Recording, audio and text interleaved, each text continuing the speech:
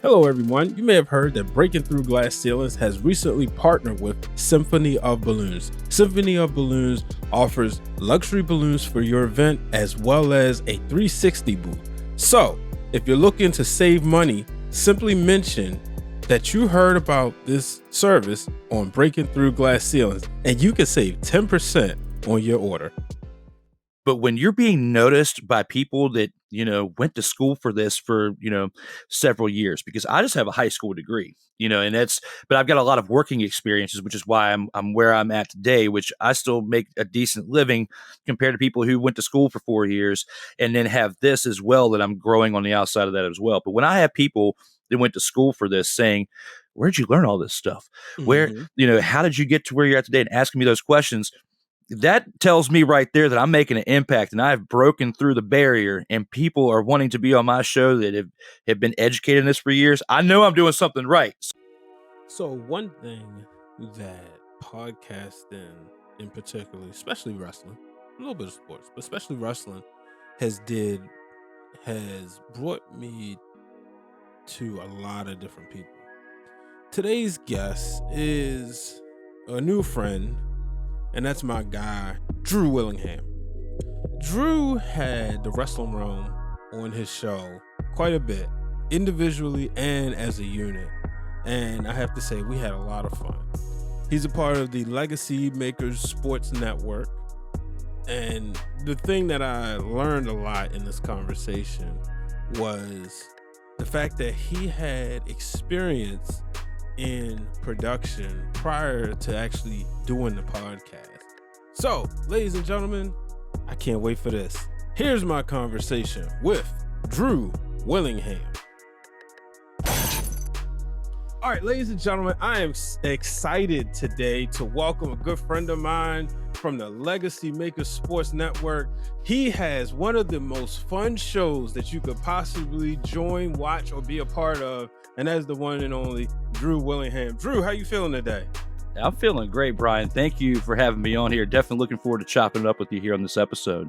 Yeah, man, I'm very excited. I love what you do. You had the Wrestling Realm on there together and individually, and it's been a lot of fun, and obviously a lot of people that we mutually respect. So, but now it's your turn to be in.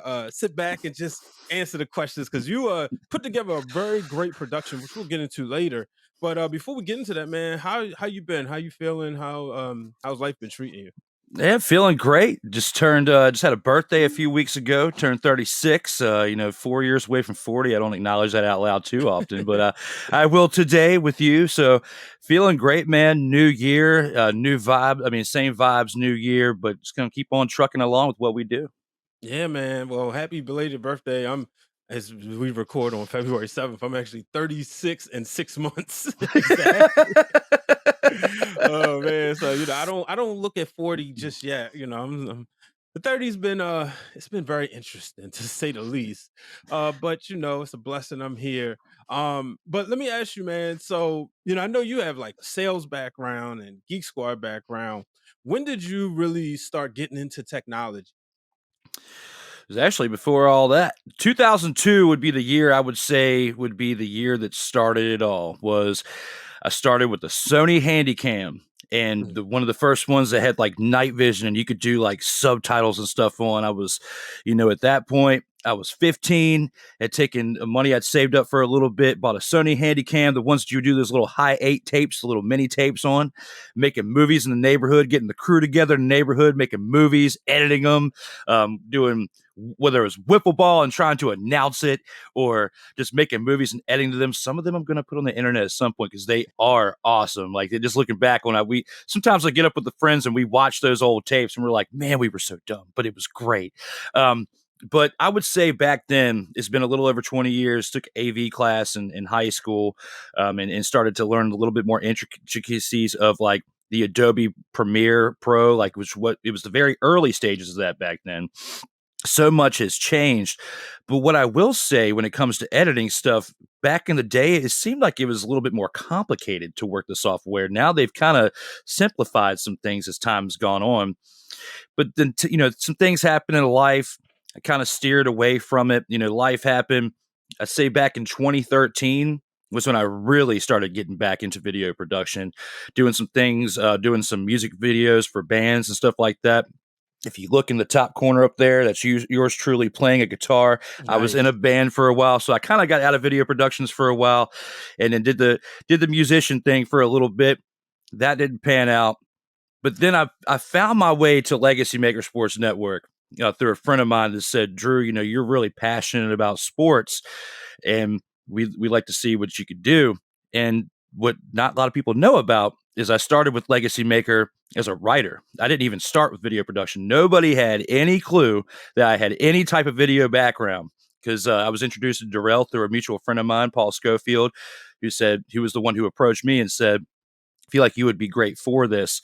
Started writing a few articles. They loved what I had to say. And one of them was about the WWE's first all women's pay-per-view, the Evolution pay-per-view. So that was the one that really sold Darrell because, as you know, we're all wrestling fans. Facts. So that was one thing that sold him on getting me in there. So I wrote a few articles. Next thing you know, I'm like, hey, I talked to Darrell. I said, hey, I see you do some live events when it comes to like high school sports and college sports. How about I go cover a college football game? I mean, a high school football game, and our local team, the Thomasdale Knights. Chris Dyree was a very, very touted running back at that time who ended up going to play at Notre Dame. And I went there and covered that game, and I did it with one of my cameras that I had back from when I was doing things back in 2013. Edited it, broke it down. It got like 1,000 views. They loved what I had. Like, they're like, can you do more of this? So I started doing a little bit more. And I would say probably the biggest thing was maybe my confidence wasn't quite there yet because it had been so long, which took me a while before I got into the whole podcasting deal. But live event after live event after live event, as I kept going and going, the confidence started growing and growing to where I was like, all right, well, let's see what we can do with the whole podcasting deal, which is why we're here today talking right now on the podcast. Yeah, man. Wow. Just what a journey. And you took it back, especially you brought up something about software. Um I remember when I started later than you as far as like learning the software, but so I started on Final Cut Pro. And one of the things I think it was Final Cut Pro 7. Then they went to Final Cut Pro X, and I remember it was so bad because they made it so much easier that Morgan State and the Baltimore Sun, which I was interning at, had all switched to Adobe. And thankfully, I mean, that's what I use now. But it was like at that pivotal moment. And I realized, like, for me personally, being able to use Adobe helped because I would, as you know, it's on both the Mac and the PC, where Final Cut is just on the PC. But for the first 2 years on the Mac, I was using the Final Cut shortcuts because that's what I was trained on. So yeah, you definitely took me back. What would you say? I know you like, we talked about, your job, like working in with Geek Squad and stuff. How has that helped you in your podcasting career as well as like, doing your show? Well, I work in the field, which, I go to people's homes and I like to say I pimp out their living room because I Nice. go there and I do home theater work. I also do a little bit of computer work. I do security work as well. I'm DCJS certified to do security work as far as installing cameras, doorbells, sensors, stuff like that, door locks, the security door lock, stuff like that. But the biggest thing that's helped me with the customer service background, because I've been, working in customer service since 2003. Wow, it's been 20 years. Since I started working in every single job I've had, literally has been working with customers and customer service, building a one-on-one relationship and having clientele, especially with working at Geek Squad. That has helped me out tremendously, especially making networking connections within what we do, because that one-on-one interaction, going to several different homes a day. I can go to anywhere between 3 and 7 different homes in a day and meeting all different types of people from all different types of backgrounds, being able to communicate with them.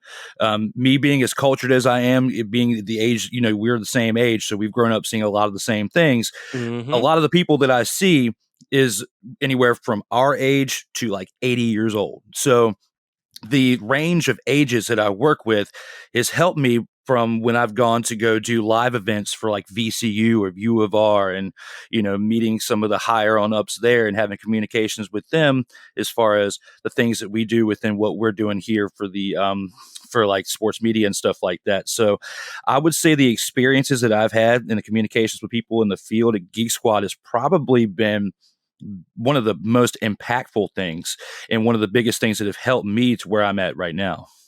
Oh man, that's awesome.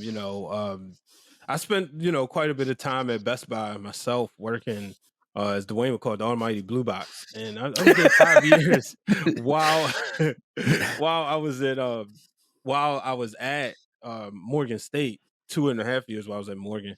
And for me, it was one of those things like it helped me, get ready for the field, right? Talking to people, being able to, you present a product.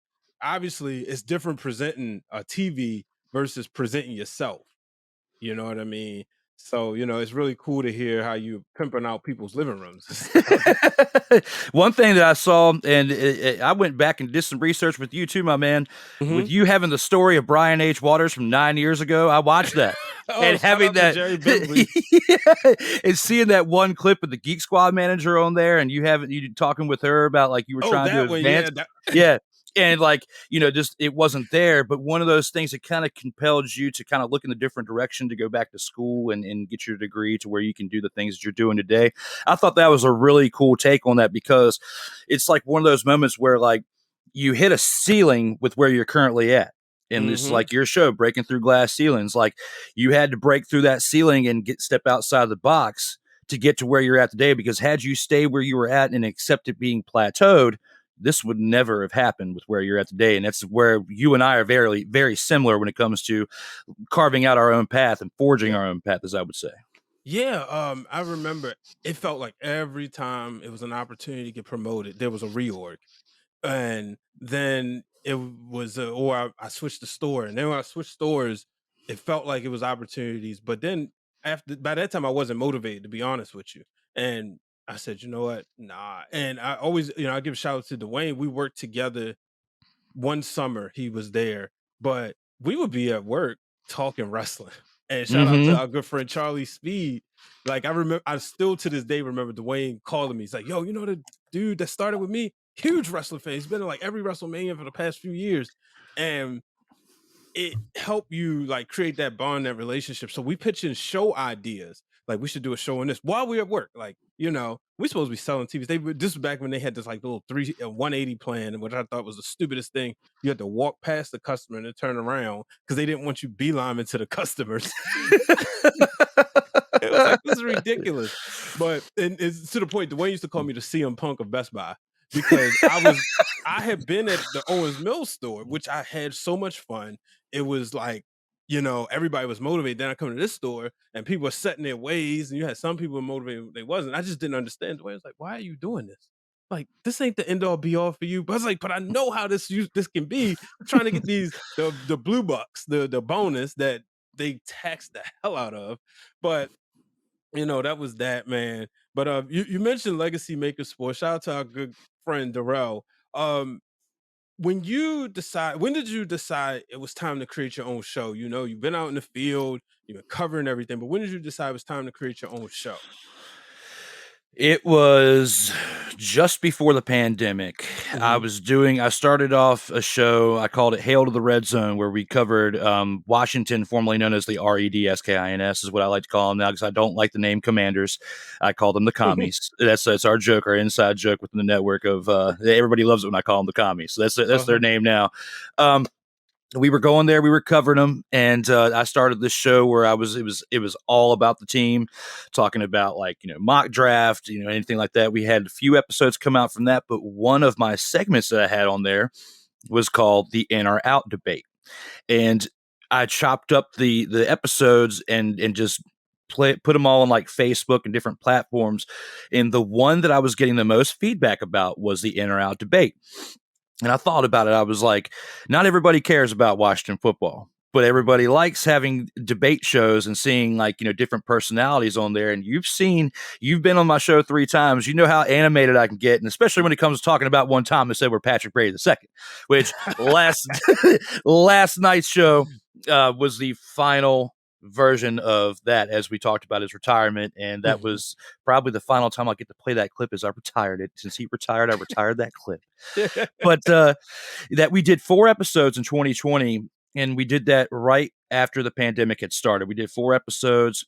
It wasn't really clicking for me, and I had a lot going on at the time between Geek Squad with everything being shut down. I was one of like a small percentage of the company that was still working because I was still willing to work and doing what they called porch drop-off deliveries just to stay active, which I'm so glad I did that, because had I not done that, I would have gotten furloughed, potentially had to reapply for my job, and a lot of other things would have happened. I wouldn't have the tenure that I have now. So I'm very fortunate enough to say that I did that. But one of the things I kind of had to scale back on was this, because I was working a lot of hours. I was covering one store here in my local area, and then 140 minutes north. So my drive time, I had a lot of window time. I'd go drop one thing off at one house, then have to drive like 45 minutes to another one. While I was working all those hours, I was just getting worn out. And until things kind of subsided a little bit, I did take a break from sports media for a little bit. I was staying active and still like sharing stuff that our guys were doing and still doing what I could.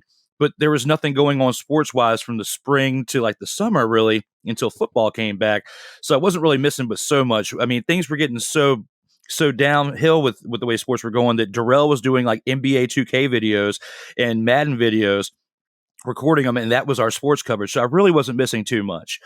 And I'd say I took about a 15-month break because of everything going on until things subsided. Came back in 2021, and my first thing that I did back was actually in February of 2021. I looked this up earlier. It was February 24th, 2021, when you were a guest on Legacy on Fire with us. That was the first thing I had done in almost a year. And I did that, and Legacy on Fire, that episode with you actually put a fire in me to bring back the inter-house sports debate, at least try it again. So later in the year, I brought back episode 5. It was the holiday time. The timing wasn't quite right, so I kind of pushed it back a little bit.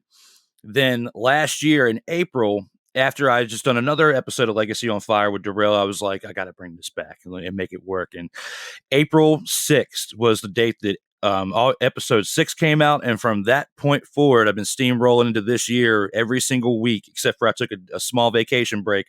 Every single week, I've had at least one episode, sometimes 3 and 4 episodes of the show to kind of make up for lost time. But now we're at 77 episodes. I'm loving it, having a great time. I've had a rotation of guests, and all of you have been great for me, and I really appreciate it, because without the participants and without the fans, that show would not be what it is. Now, how do you stay motivated? In life, we all go through things, right? And, there's times where, like this show, I started December 2019. And I remember being in Atlanta. Shout out to my former manager, Marin. And I said, I want to start another podcast that's not wrestling or sports related. I said, because I'm blessed to be connected with so many great people. And I said, I want people to tell their stories. There have been times where like I've gone like in a dark place. I'm like, all right, you know what? I got to put the show on hold. Obviously podcasting is my day-to-day living for work. So there's, that has to be taken care of. But, the trying to get the guest on and do the research. How have you been able to stay motivated throughout all this time? Because I personally want to commend you. Jay Bougie said on the episode of Wrestling for the Culture, he's doing this thing. He's giving one flower to like his opponent. He's like, they're getting flower, not flowers, but I'm giving you flowers, because to be able to do this, how have you been able to do that? To stay motivated and to work through tough times? If you would have asked me this question a year ago, I don't even know if I would have been able to answer it, because it wasn't until I brought it back for the reboot last April that really things started clicking. The biggest things that really motivate me is realizing my failures of the past, because we've all had our own failures of the past. We've all, like you said, been in a dark place, and realizing where you've been and where you want to be is 2 totally different things. Like you gotta remember where you've been, and remember the past in order to succeed in the present. Now, am I anywhere close to where I want to be? No. But realizing the things that you've not really succeeded at in the past and knowing that had you pushed a little bit harder, had you been a little bit more prepared, had you planned things out the way that it should have been and not just kind of roll the dice with things. I've never really been a kind of a roll the dice kind of guy. I've always had to have things kind of laid out a little bit, because if you don't put any type of work into your preparation going into it, it's going to be a dumpster fire when you try to put it all in motion. And I think that's what I realized in 2020 when I was trying to do the Washington show and I was trying to roll out the inner sports debate. We were just rolling it out there. And until I kind of started changing it up to where I had rotational panelists and special guests, that's what keeps it fun for me. Bringing in new people or bringing in people who've been there before, kind of chopping it up with them. Like, that's what keeps it interesting for me, having a new guest on each and every single week. Because if I had the same person on there, no offense to Rob Johnson, because he and I started the show together, did 11 straight episodes starting the show out, it just wasn't clicking because, there may be a following that you would have, like bringing you on, that we would have 10 other people viewing it, and maybe one of those 10 will subscribe to the channel. And a lot of the growth within our channels, whether it's been YouTube or Twitter or Instagram, not just me, it's been other people within our network doing things too, but you can see and you can break it down and see the growth within what one person has done for the team and what another person has done. I take a lot of pride in the impact that I've had on this team. And I think that honestly is what keeps me going each and every single week. Yeah, man, it's amazing. Like I said, just to sit back and watch how you put the show together. When you're in the studio and you have the graphics flying in, the are you in or are you out? And the thing is, it's all different every time. You could sure it'd be easy to make a simple template. I do it. I'll make a template. This works for the episode, all the episodes.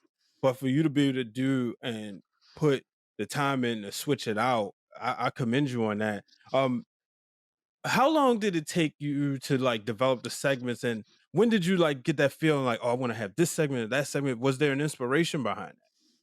It's honestly a trial and error per episode.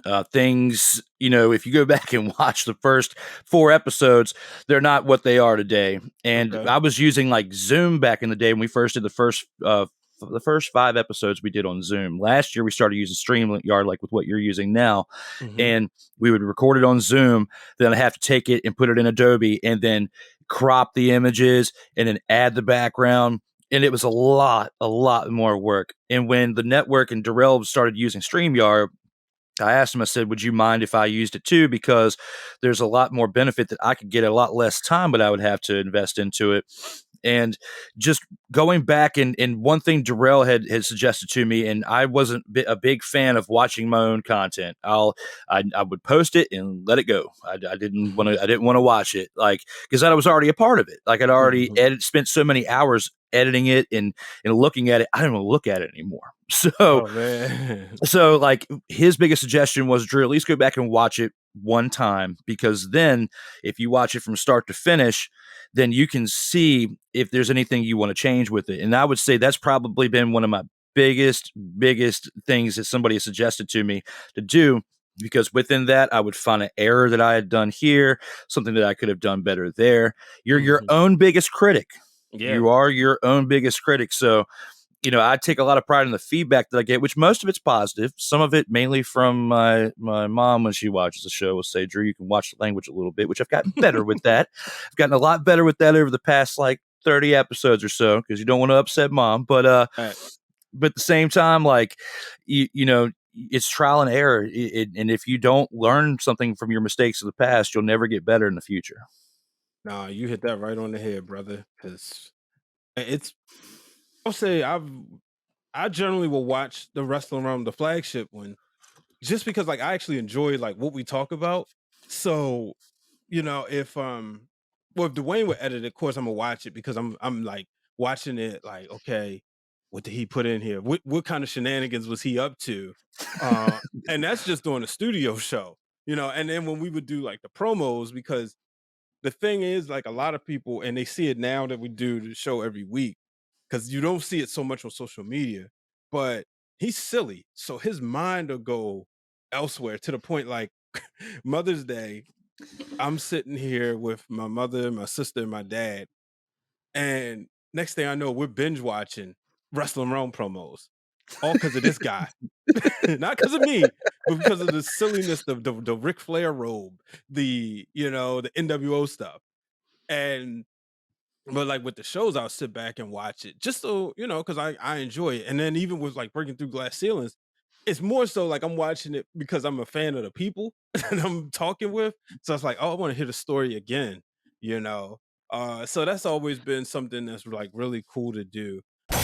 What up? It's your boy Blue Magic, owner of For Your Wear and one half of the Mixed Tag Show. Now, I know you've seen the announcement from some of your favorite podcasters in wrestling. I've decided to expand my business to become a vendor so that people from the wrestling community have a better way to communicate with some of their favorites. So check out foryourwear.com and see if your favorite podcaster or wrestler has partnered up with me. If not, let them know that they should. Also, if you're looking for a vendor for your merchandise, reach out to me at Blue Magic Grind, spell how it's sound on Twitter or Instagram, or at For Your Wear, FORURWEAR, on Twitter and on Instagram. Shout out to Brian H. Waters and Breaking Through Glass Ceilings. Their merchandise are already up, and they're one of the first one that supported, so go support them. All right? Peace. What would you say has been your most proudest moment with the In and Out sports debate? Ooh, that's a tough one because I've got a lot of proud moments. I've got, honestly, and I was just talking with somebody about this the other day, and I'm not trying to blow smoke up anybody's rear end when I say this stuff, but if I were to label a top 5, and no disrespect to anybody when I say this, you and Dwayne are in that top 5 just because of the charisma that you guys bring to it and the fun, especially that one we did with the Wrestling Realm episode. And that was the one episode where my computer decided to take a dump in the middle. We're going through the show. I disappear. The 3 of you guys are on there. You guys just kind of just went with it. Like, ooh, he disappeared. And just kind of just like started talking about stuff and kept it going for a minute. And all of a sudden I reappeared and everything was good. But, just being able to have talent that's with you on the show and you drop the ball. Like that's the one true time I can say where I really dropped the ball live and you guys picked up the ball and kept running. I've had a variety of different guests on there besides that point, with you, Dwayne, Hugh. Another team that's been impactful to me outside, and I'm talking people outside of my LegacyMaker team for once, like Brian Snow, Cole Johnson, and Wilfredo Otero, the 3 guys that are part of Snowman Multimedia that have been on my show quite a few times. Like every single one of those guys and you and Dwayne have been very impactful to me in my journey because had it not been for the Wrestling Realm and meeting you through Legacy on Fire, there would not be a Kayfabe Express today. Like I can say that without a shadow of a doubt. Like watching the Wrestling Realm weekly, seeing what you guys do, the shenanigans you do, it has inspired me to bring those shenanigans to the In or Out sports debate. When you see Stone Cold going, what? And then like all of a sudden, like I'm talking and I bring him back up again. He's like, what? And then you see Samuel L. Jackson saying, say what again? Like all that stuff. Seeing shenanigans from your show, seeing the shenanigans from Snowman in the Morning, having the variety of the guests. I've had a couple professional wrestlers on the In or Out sports debate just to talk different sports outside of wrestling to kind of see what they feel outside of the realm of wrestling. No pun intended. But with that being said, like I want to say I've had over 40 different guests on that show throughout the 77 episodes. And there's not one guest that I can say has come on there and like literally dropped the ball. Each and every one of you have brought the best out in me and what I've been told and vice versa. So there's so many people that I've brought onto the show for a reason. Like you've all made an impact on me watching your own shows and just being genuine great people. That's what I take when I go into recruiting people to come onto my show. Yeah, man, look, I always say like this stuff is fun, and just the further you can go out there, especially like when you own your platform, you can just do it how you do it. And I told Dwayne this when I was getting recruited by ESPN. I said the Wrestling Realm helped me land at ESPN. And he was like, what? Like at the time the show didn't look the way it did. You've probably seen season 1 and season 2. And he was like, are you serious? I said, bro, I was in Bristol they call it the car wash, it's like the interview, and they call it a car wash because so many places you go through so fast. And I remember during the one interview process, I was telling the recruiter what I did, and I said, "Yeah, I have a wrestling talk show." She's like, "For real?" And I said, I sent her the channel. "Oh, I'm gonna check this out." And she was impressed by it to the point when my first assignment, I was on her team in sales quality control. That led to when I rotated, my good friend Terrence of the TW Talking About podcast, he was on that team. He still works there. She said, "Hey, Terrence, I want to connect you." She sent an email, connect you with Brian Waters. He is also a wrestling fan. And I know you said you're a wrestling fan. And he's one of my good friends to this day. And, and I was explaining to Dwayne, I said, bro, what we did, we was establishing, the show started as a way because we both love wrestling. And it was also a way to practice what we was learning in the classroom. But it was also our resume. And Mm-hmm. that's been the coolest thing about it, and one of the things you talked about, the Kayfabe Express, man, which, I'm excited for. What's that been like now getting to chat it up with wrestlers and, especially because when you're a podcaster, there's so many wrestling podcasts out here, but then there's so many, let's call it for what it is. And I'm to quote the road dog, Jesse James, a lot of people shouldn't have podcasts. His words, not mine. I'm just quoting them. But, you know, and the thing is, what I hear from a lot of wrestlers, like, man, you get tired of answering the same thing over and over again, and that's something you don't get from Kayfabe Express. But what's been, I know that's a new show, but you've already like brought the energy, and it's been great. What's been one of your things you love about doing it so far? Being a fan growing up during the Attitude Era, and you kind of wanted to get more inside of what it was like to actually perform and actually see what it was like behind the scenes. And not only that, for me, as I grew older, we hear all these different things on TV, and certain things are controlled by the media. And of course, you watch different podcasts where, they're asking the same questions over and over and over again. I like to basically get a feel for not just what's going on in the present, but like, what was it like in the early beginnings? What like inspired you to get to where, you were on the indies, and what inspired you to keep pushing? Just like, we're talking about, my beginnings here, and what kind of inspired me to get to where I'm at today.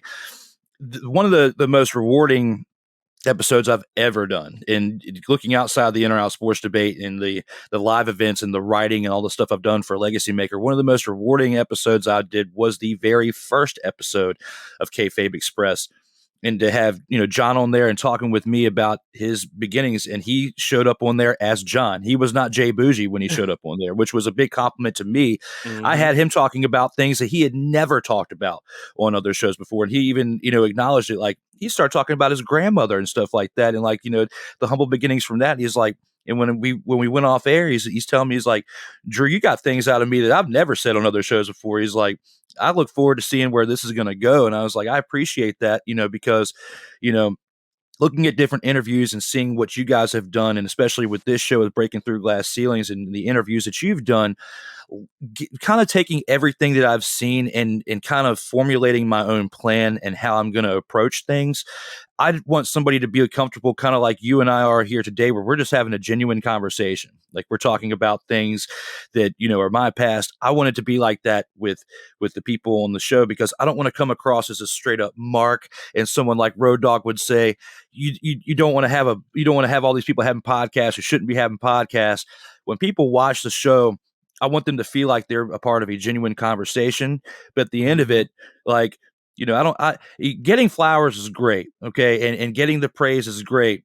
But I want them to potentially learn something that they didn't know going into that show about that potential person, or even myself, as we communicate back and forth about our love for the sport, the entertainment, and everything that has to go about professional wrestling. Absolutely. And man, like I said, I'm happy. And I always say this. I can turn on First Take. I can turn on Undisputed, right? They gonna get theirs. But when Mm-hmm. I see the working man, the person who's in the grind, in the trenches, just like me, and they talking sports, somebody that I'm like, oh, I can DM and build a relationship with, I'd rather hear what you got to say. You know what I mean? There's been times I've been sitting here working and I'll get the notification. I'll turn on the In and Out Sports Debate put it on the TV because I want to hear what you have to say about a certain thing. You know what I mean? And that's the cool thing about it. I know there's nothing wrong with supporting, the Fortune 500 companies. Obviously, they're there for a reason. They're good at what they do. But I also love supporting my friends, because of that. So, it's amazing to see. I got to ask you this before we get out of here, man. When you looked over your career, and obviously you've been hot and you're still getting hotter. But when you look at everything, when did Drew Willingham break through the glass ceiling? That it's tough one to answer because there's certain parts to it where, like, I definitely feel like I've broken through the ceiling, but I feel like I still have a lot more to accomplish. Like there's, I want this to be like the best part I love about this is networking with people and meeting new people on a regular basis. Like if it hadn't been for Darrell and LegacyMaker, I wouldn't know Brian H. Waters. I wouldn't know the wrestling realm. I wouldn't know all the people that I know. I would say that the moment that I really broke through the ceiling was when I shifted the trajectory of that show last year to where everything went from just me and Rob every single episode to where it was switching it up to different panelists every single week. And it's not the views that I get or the likes or the shares, it's the feedback that really, really means a lot to me. So when people bring me, there's some negative feedback, but the majority of it, I would say it'd be 90-10, like 90% great feedback, 10% a little bit negative. And I've taken that negative feedback and kind of taken it and twisted it around and made some changes to my show. Okay. I would say that the time that I really started breaking through the ceiling was when people outside of our network that are part of more major networks are talking to me on like LinkedIn, because LinkedIn has been huge for me getting other different guests on there too. And I've got people that are part of our local news who I've watched on TV interested on being on my show, but the timing just hasn't been right, which over the course of the next few months, once March Madness and stuff dies down, we're going to see those individuals on that show. So I'm looking forward to it. I can't say who they are yet, but when they are there, you will know. So it's when you're being acknowledged outside of it, because anybody can get a StreamYard account, can go live and can record and produce shows.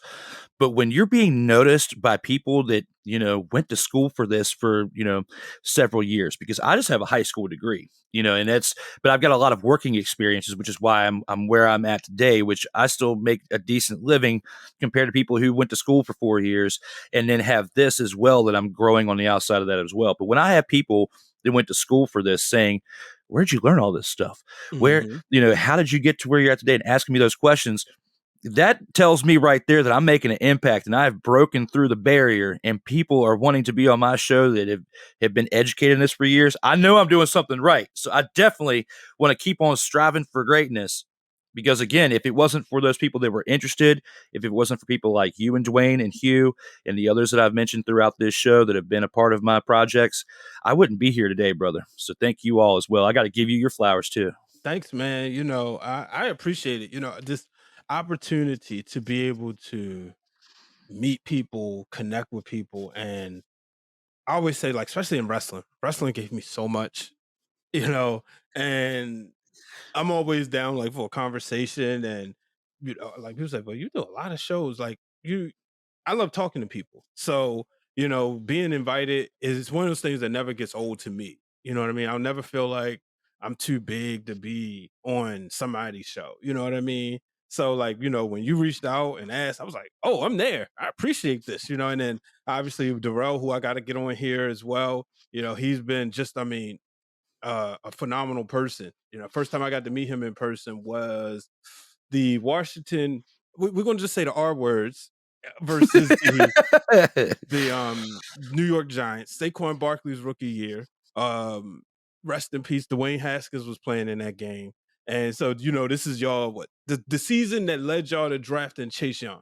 It was the last game of the season, and I remember being upset because y'all were already losing, and y'all was playing for a worst draft pick, and y'all decided to score with 3 or 4 minutes left, or 2 minutes left, which made the game go to overtime. And I was doing some contract work with Fox and CBS at the time, so I'm holding Parabs. And that was my first day on Parabs.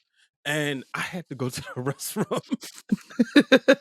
And I'm like, are you freaking kidding me? You're really going to score. It's the last game of the season, which means we got to break the stadium down even more. So, man, we didn't get out until 8 o'clock that night. But that was the first time I met Darrell. He got a picture of me, but he couldn't find it in his archives. So, Darrell, if you ever find that picture, I would love to see it. You know he'll find it at some point. And shout out to him as well. Right now, he's at the Super Bowl, in Arizona, representing Legacy Maker for the first time. You know, this team, him and Jay Quimby started this thing a little over 5 years ago. I've been there for 4.5 years. So this is now the 6th year of Legacy Maker. So 6 football seasons, and we finally got into the Super Bowl. Darrell deserves it. He deserves his flowers more than anybody on our team, because I wouldn't be where I'm at without him. I pay as much homage to him as I do to anybody else who's taken part of my projects. There would not be me. There would not be us discussing what we've discussed today without Darrell and the opportunities that he's given me, because it all started with writing, doing the live events, did a couple of those R-word games, as we've said, and I saw Dwayne Haskins' very first victory. It was a comeback victory over the Detroit Lions. Darrell and I were there for that game. It was like in October of 2019, I believe. Yeah, it was October 2019, and that was a great thing to be a part of. And rest in peace, Dwayne Haskins, because you were definitely gone too soon. Mm-hmm. But man, let the people know where they can find you, and let them know what you got coming up. You can find me, of course, like we've mentioned, at the LegacyMaker Sports Network on my Twitter and Instagram handles below.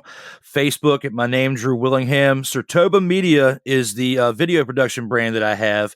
Every video that I produce is labeled with the LegacyMaker name as well, but also Sertoba Media, where the struggle is real to be awesome. So you can definitely check that out. You can find me on Twitch as well, on the In or Out Sports Debate channels as well. So we got a lot of great things coming up. In or Out Sports Debate, like we just talked about, is at 77 episodes weekly on Mondays, 7:05 p.m. Eastern. Currently, you can find on all those platforms listed for the LegacyMaker Sports Network and Sertoba Media. You can find Kayfabe Express on Tuesday evenings at 8:05 p.m. Eastern. Valentine's Day is one Tuesday. It's coming up, or this one, it'll be just before it. You will not find an episode on that. Taking a break for that one, because I will probably be chopped off in my sleep if I have an episode on Valentine's Day. So we're taking a break on Valentine's Day, but we're coming back the following week. So, but thank you all for the interest, for watching this show, and for helping Brian get to where he's at, to where you can even have me on this show, because it's definitely been a pleasure to watch all of his projects as well. Man, I appreciate it. Everybody, make sure y'all follow Drew. Get connected with him. Check out his show. Look, you watching debate shows, add another sports debate show, and who knows, you might get invited to be a guest. We don't know. We'll see. But folks, remember, you can get a Breaking Through Glass ceiling shirt from foryourwear.com, as well as other podcasters on there. And also, remember, do not let anyone set a ceiling above your success. So long, everybody.